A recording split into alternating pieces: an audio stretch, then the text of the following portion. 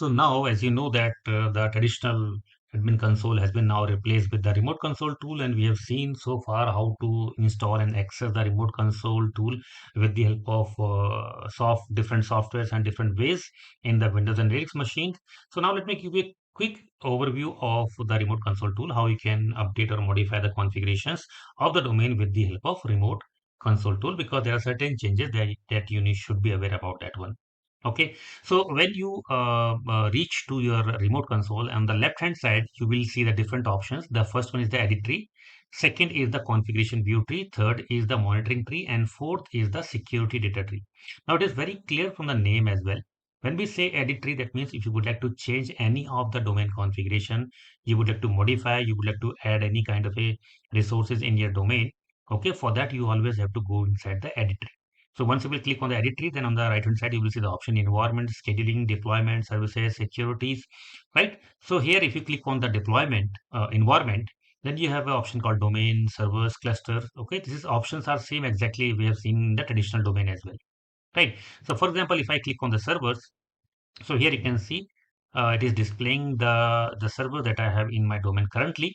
Okay, but here we are not seeing the option to start stop the servers, only the option new. So this is a edit tree. If you would like to create any of the new server in this domain, you can click on the new.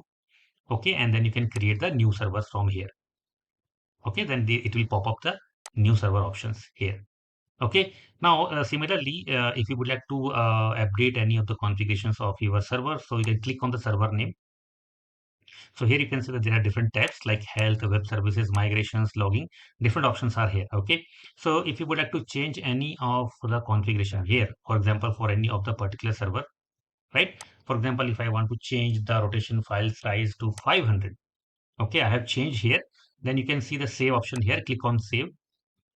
You can see here the changes were added to the cart. So this is a new option. So once you will click on save, it is not reflected in your domain. It is going to add in the cart initially. So where is the cart? If you see on the right hand side corner, this is the shopping cart option is there, right? So click on this one, and here you need to commit the changes. That means if you are doing any kind of a modifications in your domain, like you are modifying any of the existing values, or you are doing a configurations of the some new resources, like you're creating the data source, you are creating the managed servers. Okay, for that, once you click on the save, after that you have to make sure to click on the commit changes. Okay, so once you will click on the commit changes in your shopping cart, only after that your changes are going to be reflect in your domain.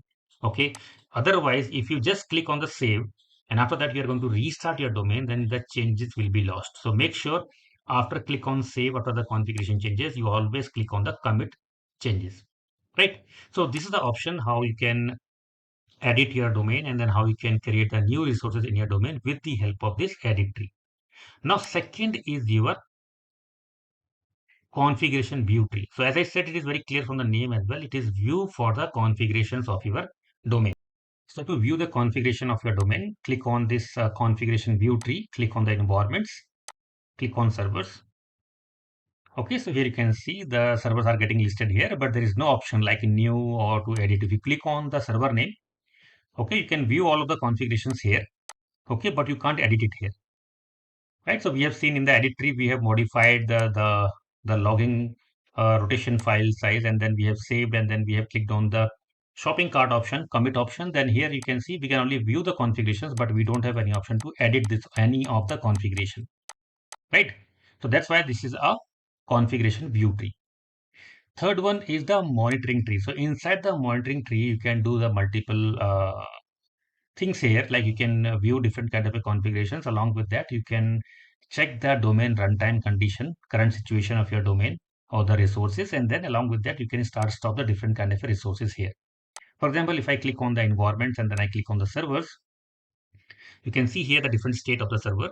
You can see the admin server is up and running, but the managed servers are not started yet, so they are unreachable, right?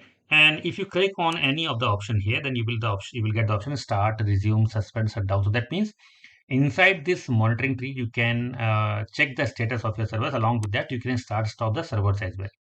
Okay, and if you click on the JVM runtime here, then you can see the multiple other parameters specifically related to your JVM. So because my admin server is running only, so it is showing only the running JVM, which is the admin server. You can see here the heap free percent, heap current or the current size, maximum size, JVM vendor, and then multiple other configurations that you can view here. Okay, and similarly, if you click here, you can see the thread dump stack here. Okay, so similarly, if you click on the clustering, you can click on the node manager log, then you can able to see the multiple different kind of configurations here with the help of your monitoring tree. Okay, so and let me show you one more thing. If I click on the configuration and I click on the deployment, then application deployment. So here you can see inside the application deployment, we can able to see one application which is targeted to the admin server. So this is the WebLogic remote console application. Okay, and this application is the same which is deployed when we had deployed the remote console tool with the help of py script. If you remember at the previous session, we have when we were discuss about the different kind of options for deploying the remote console tool, then we have a hosted option where we have executed a pre-built py script with the help of WLST. So that script which where we access the console with the help of our console context. Okay, so this is the file that has been deployed here on the admin server, right, which we can see here as well. So here you can see if you click on this file name, you have the option only to delete it here, right? And now if you go inside the monitoring, and inside the monitoring, you can go to the deployment and application runtime, then you can able to see the different other applications here, right? And similarly, if you go to the security data tree, inside the security, you will see the realm. So this is the same option that we have seen in the traditional admin console as well. You have a realm where we have a multiple different kind of a security data. For example, you have a multiple kind of authentication providers there. This is the default authentication provider, which is installed by default with the WebLogic. Similarly, here you can look for the different users, whatever we have here. You can look for the different groups here. If you would like to create any new user, you can click on the users, then you can click on the new, and here you can create the new user. So this is the same kind of a functionality that we have with the traditional admin console as well. So these are the four important sections of your remote console tool that we have to deal with when we are working on the domain with the help of this remote console tool.